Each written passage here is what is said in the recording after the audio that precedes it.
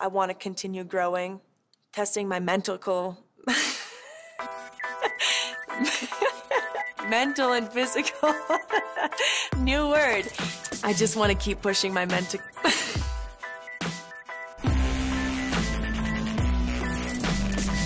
There's a lot of skiers out there who just throw their tricks like, all right, I'm just gonna go for it and we'll see how it goes. I'll figure it out as I go. Take 10 or 20 hard hits and then it'll kind of start to click.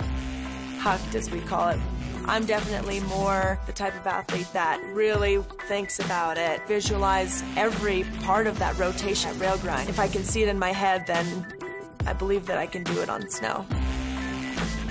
Last year at X Games, I was the last competitor of the event, and I was in 3rd place. And, you know, all eyes on me. I went up there, and I didn't even really tell anybody, and I was like, whatever, I'm just gonna go for the switch 10. What do I have to lose? Switch is backwards, and a 1080 is 3 full rotations. Flowing through the course, going into the money booter, which is what they call the last jump. Go for the 10, landed it, almost couldn't even believe it. I was the first female skier to ever land the switch 1080. Everyone's coming up and hugging me. Probably one of the best events of my life. I ended up three-peating and winning the gold medal again. Man, I totally lost my flow. Damn. I hope I get it back. For as long as I can remember, I've always chased the thrill. I was the kid who, you know, instead of sliding down the slide at the park, I'd yell, "Mom, watch me," and I'd jump off the top.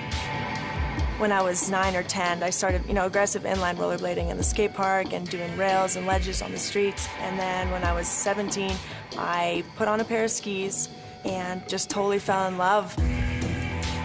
What I love about slopestyle skiing is the fact that I can really, you know, be creative on the course. The features are different at every event. Different rail features, different jumps, size, takeoffs, so you can do whatever you want to do.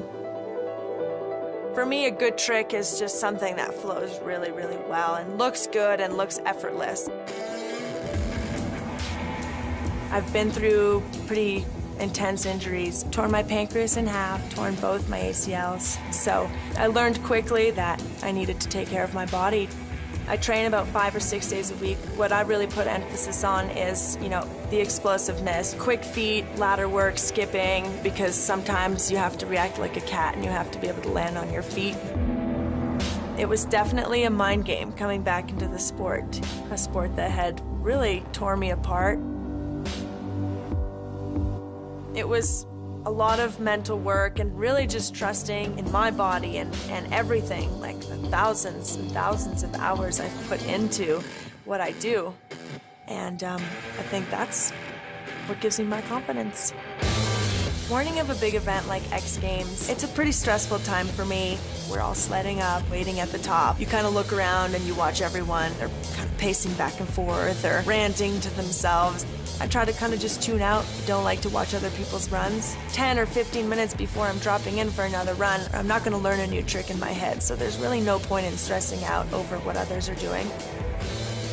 I'm clipping in my boots, feeling everyone's energy, all of my energy, and just putting it all together, all these little pieces that I've worked so hard on. Instead of freaking out about what might happen or what has happened in the past, just inviting the opportunity to shine. I just want to keep pushing my mental. I need a break.